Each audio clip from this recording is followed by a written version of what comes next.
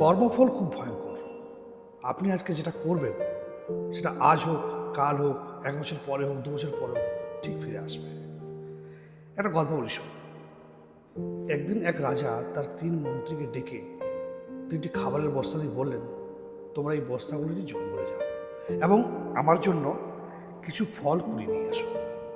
দেখি কে কত তাড়াতাড়ি বস্তা ভর্তি ফল নিয়ে রাজ দরবারে ফিরে আসতে পারে। প্রথম মন্ত্রী চিন্তা করলো, রাজার আদেশ, তাই ভালো ভালো ফল কুড়ানো উচিত। সেই মতো সে জঙ্গলে সবচেয়ে সুস্বাদু এবং ভালো ফলগুলো কুড়িয়ে সে বস্তায় ভরে রাখল।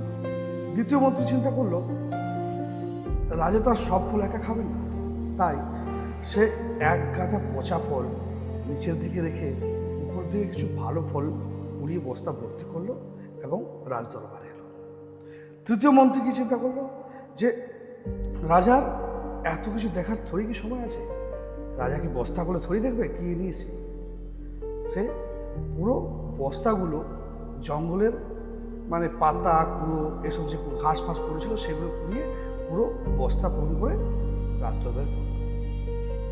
3 মন্ত্রী যথাসময় রাজদরবারে চলে এসছে। সবার কার বস্তা পূর্ণ দেখে রাজা খুব খুশি। তিনি কিন্তু খুলেও দেখলেন না। দ্বিতীয় এবং তৃতীয় মন্ত্রী নিজের বুদ্ধির কথা চিন্তা করে খুব হাসতে লাগলো। They have done this. রাজা তখন সিংহাসন থেকে উঠে দাঁড়িয়ে ঘোষণা করলেন, এই 3 মন্ত্রীকে তাদের সব কিছু বস্ত্রসহ তাদেরকে আলাদা একটা কক্ষে দিদিকে বন্দি করে রাখবে। তাদেরকে যেন কোনো প্রকার খাবার না দেওয়া হয়, কারোর সাথে যোগাযোগ করতে না দেওয়া হবে। 3 জনকে আলাদা আলাদা মন্ত্রীকে কারাগারে পাঠালেন। 3 মন্ত্রী যথাসম্ভব রাজদরবারে উপস্থিত হলো ওই বস্তাগুলো। রাজা দেখলেন না বস্তাগুলোর মধ্যে কি আছে না আছে। রাজা যথেষ্ট সিংহাসনে চলে গেলেন এবং রাজা ঘোষণা করলেন যে ওই 3 মন্ত্রীকে আলাদা আলাদা কক্ষে কারাগারে ভর্তি করা 7 দিনের জন্য, এবং তাদেরকে যেন কোনো খাবার দেওয়া না হয়, কোনো জল দেওয়া না হয় এবং কারোর সাথে কোনো যোগাযোগ করতে না দেওয়া হয়, কোনো কিছু যেন তাদের সাথে কমিউনিকেশন না থাকে। বস্তা নিয়ে এবং বস্তা সমেত বলেছিলেন যে বস্তা সমেত তারা যেন ওই কারাগারে যায়। বস্তা নিয়ে ওদেরকে কারাগারে ঢুকিয়ে দেওয়া হলো।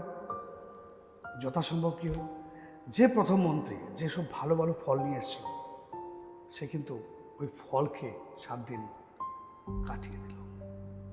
যে দ্বিতীয় মন্ত্রী ছিল তার তো যে ফল অর্ধেক পচা ছিল, সে অর্ধেক পচা ফল কী করলো যে আস্তে আস্তে তার বাকি ফলগুলো কিন্তু পচতে শুরু করলো।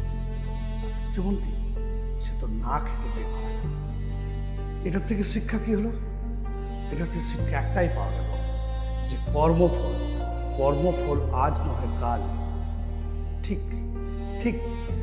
অনুরূপভাবে তোমার কাছে ফিরে আসবে। ভালো থেকো।